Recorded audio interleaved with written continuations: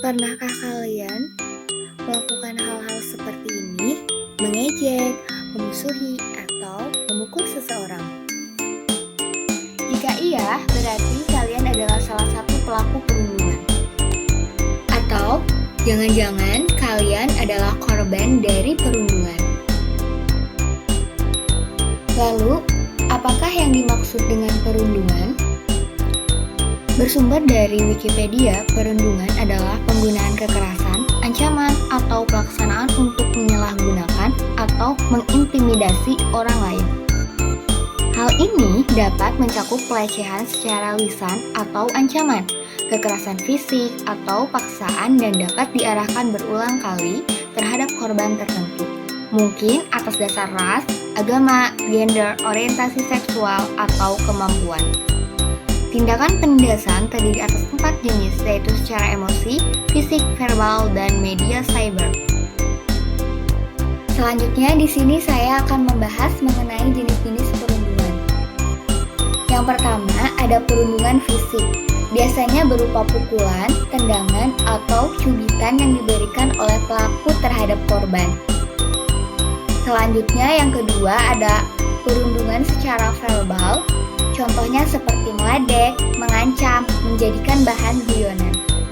Nah, biasanya para pelaku itu tidak menyadari bahwa mereka telah melakukan perundungan sebab mereka menganggap bahwa guyonan itu hal yang wajar, tetapi tanpa mereka sadari hal tersebut sudah termasuk ke dalam perundungan secara verbal.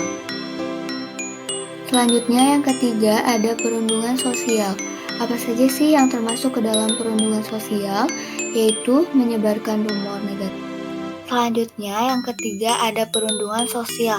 Perundungan sosial ini seperti menyebarkan rumor negatif, mempermalukan, atau mengucilkan seseorang.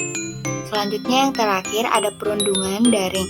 Perundungan daring ini terjadi di ruang-ruang digital seperti Facebook, Instagram, Twitter, dan kanal YouTube.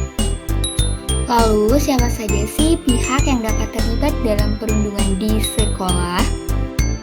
Siapa saja yang terlibat dalam perundungan? Yang pertama itu ada pelaku. Semua orang bisa menjadi pelaku seperti murid, tenaga pendidik, dan warga sekolah.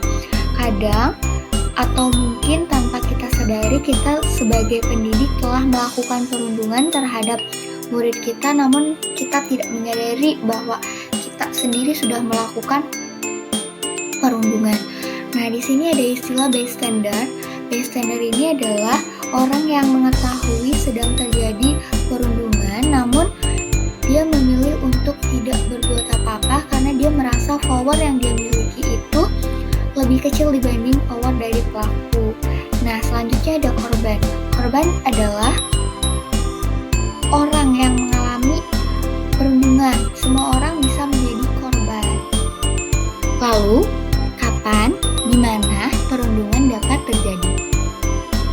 Perundungan dapat terjadi dimanapun dan kapanpun, seperti dapat terjadi di sekolah, di rumah, di lingkungan masyarakat, bahkan di lingkungan media sosial seperti yang tadi sudah dijelaskan pada bagian jenis-jenis perundungan, yaitu perundungan secara daring. Nah, jadi perundungan itu tidak hanya di lingkungan sekolah, tetapi di lingkungan rumah pun bisa terjadi perundungan.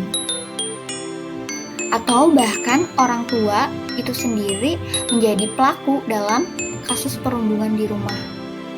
Selanjutnya kita akan membahas mengenai mitos dan fakta yang berkembang di masyarakat mengenai tentang perundungan. Yang pertama, ada perundungan di kalangan anak atau peserta didik adalah hal yang wajar terjadi. Hal ini termasuk ke dalam mitos sebab kekerasan dalam bentuk apapun tidak dapat diwajari. Yang kedua, perundungan dapat membangun karakter anak. Hal ini juga termasuk ke dalam mitos karena perundungan dapat berpengaruh terhadap psikolog anak selama 40 tahun dan anak akan merasa cemas, ketakutan dalam menjalani hidupnya. Ini berdasarkan penelitian King College pada tahun 2014. Selanjutnya, dampak perundungan secara verbal sama dengan dampak perundungan secara fisik. Hal ini termasuk ke dalam fakta sebab keduanya sama-sama berpengaruh terhadap psikolog dan kesehatan tubuh korban. Selanjutnya yang terakhir ada setiap manusia tidak pantas mendapatkan perundungan. Hal ini sudah jelas bahwa ini adalah fakta sebab manusia berhak dihargai dan diperlakukan dengan baik. Selanjutnya yang terakhir, kita akan membahas mengenai dampak-dampak perundungan terhadap korban. Yang pertama adalah masalah psikologis. Korban perundungan seringkali menunjukkan berbagai gejala masalah psikologis. Bahkan setelah perundungan berlangsung, kondisi yang paling sering muncul ini ialah depresi serta gangguan kecemasan.